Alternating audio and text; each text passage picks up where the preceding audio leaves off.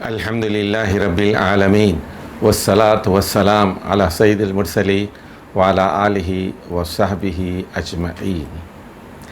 عشرہ ذی الحجہ میں قربانی سے پہلے بال نہیں کٹانا چاہیے، لیکن حاجی کے لیے کیا احکام ہے؟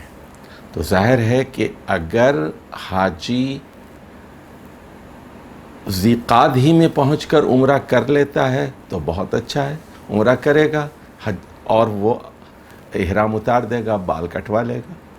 لیکن اگر فرض کیجئے وہ یکم ذی الحج کے بعد مکہ پہنچتا ہے اور اگر حج قران کرتا ہے تب بھی کوئی مسئلہ نہیں ہے کہ وہ طواف کرے گا، سعی کرے گا، لیکن احرام نہیں اتارے گا، بال نہیں کٹوائے گا، انتظار کرے گا 8 ذی الحج کا۔ 8 ذی الحج کو مینا جائے گا، 9 کو عرفات جائے گا، 10 کو جمرہ عقبہ کی رمی کرنے کے بعد بال کٹوا دے گا 10 تاریخ کو، یعنی 10 تاریخ تک وہ بال نہیں کٹائے گا۔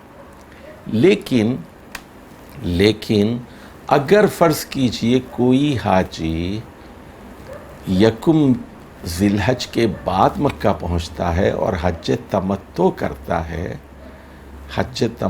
کرتا ہے تو ایسی صورت میں وہ بال کٹوائے گا، عمرے کے بعد بال کٹوائے گا اور پھر حج کے بعد 10 تاریخ کو جمرہ عقبہ پر رمی کرنے کے بعد، قربانی کے بعد بال کٹوائے گا۔ تو لیکن اب سوال یہ پیدا ہوتا ہے کہ غیر حاجی کے لیے 10 دن بال نہیں کٹوانا چاہیے جب تک کہ وہ قربانی نہ کر لے، غیر حاجی کے لیے۔ تو سوال یہ ہے کہ یہ حکم کیا فرض کا درجہ رکھتا ہے؟ کیا یہ مستحب ہے؟ کیا یہ مکروہ ہے؟ کیا یہ مباح ہے؟ تو اس سلسلے میں حنابلہ کا موقف یہ ہے کہ ان 10 دنوں میں بال اور ناخن کاٹنا جب تک کہ وہ قربانی نہ کر لے حرام ہے۔ اس کے بالکل برعکس حنفیہ یہ کہتے ہیں کہ ان 10 دنوں میں بال اور ناخن کاٹے جا سکتے ہیں اور یہ مباح ہے، مکروہ بھی نہیں ہے۔ اور ان دونوں کے درمیان یعنی حنبلیوں اور حنفیوں کے بین بالکل درمیان میں موقف ہے شافعیہ کا۔ وہ یہ کہتے ہیں کہ ان 10 ایام میں بال اور ناخن کاٹنا مکروہ ہے اور نہ کاٹنا مستحب اور بہتر ہے۔ تو راجح اور صحیح موقف امام شافعی ہی کا معلوم ہوتا ہے، واللہ عالم بالصواب۔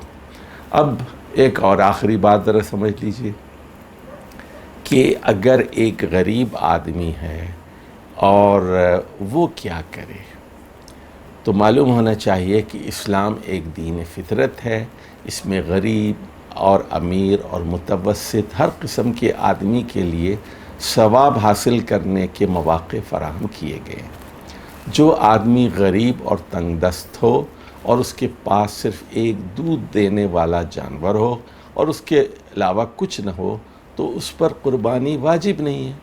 البتہ وہ عید کے دن بال کٹوا لے تو اسے پوری قربانی کا ثواب مل سکتا ہے۔ قربانی نہیں کی لیکن عید کے دن اگر وہ بال کٹوا لے تو اسے پوری قربانی کا ثواب مل سکتا ہے۔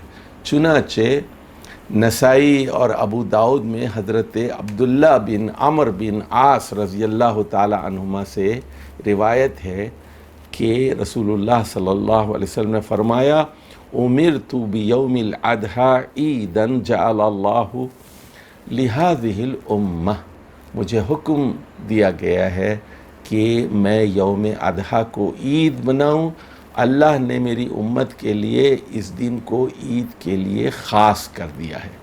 قال الرجل، تو ایک آدمی نے پوچھا کہ ارأیت ان لم اجد الا منیحۃ انثی افاضحی بها، تو ایک نے پوچھا آپ کا کیا خیال ہے؟ ارأیت ان لم اجد، اگر میرے پاس کوئی جانور نہ ہو، الا منیحۃ انثی، ایک مادہ جانور ہے اور وہ دودھ کا جانور ہے، تو کیا میں اس کو ذبح کر دوں؟ افاضحی بہا، اس کی قربانی کر دوں؟ قال لا، تو رسول اللہ صلی اللہ علیہ وسلم نے فرمایا نہیں. یعنی رسول اللہ صلی اللہ علیہ وسلم نے گھر کے دودھ کے لیے اس دودھ دینے والی بکری کی قربانی سے منع کیا. اس کے بعد کیا فرمایا دیکھیے، وَلَكِنْ تَأْخُذْ مِنْ شَعْرِكَ وَأَصْفَارِكَ وَتَقُصُّ شَارِبَكَ وَتَحْلِقْ عَانِتَكَ فَتِلْكَ تَمَامُ اُضَحِيَتِكَ عِنْدَ اللَّهِ، بلکہ تم ایسا کرو، تاخذ من شعرک و اصفارک، اپنے بال تراش لو اور اپنے ناخن کاٹ لو، وتقص شاربک، اور اپنی مونچھوں کو چھوٹا کر لو، تراش لو، اور وتحلق عانتک، اور فرمایا وتحلق عانتک، یعنی زیر ناف بالوں کی صفائی کر لو.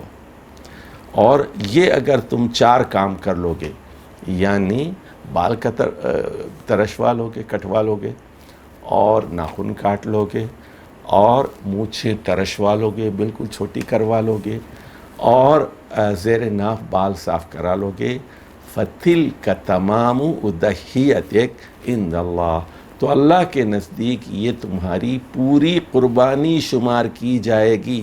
فَتِلْكَ تَمَامُ اُضَحِيَتِكَ عِنْدَ اللَّهِ. تو دیکھیے اسلام کتنا خوبصورت دین ہے. یہاں غریب کے لیے بھی ثواب کے مواقع ہیں.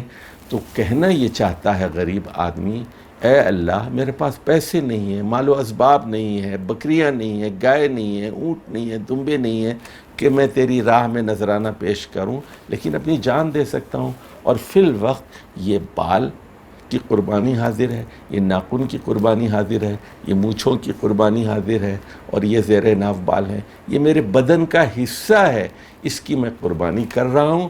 لیکن جب تو حکم دے گا اس دین کے لیے، میں اپنی جان دینے کے لیے حاضر ہوں. اللہ تعالی ہمیں اپنے جان و مال سے اس دین کی خدمت کرنے کی توفیق عطا فرمائے. والسلام علیکم ورحمۃ اللہ وبرکاتہ.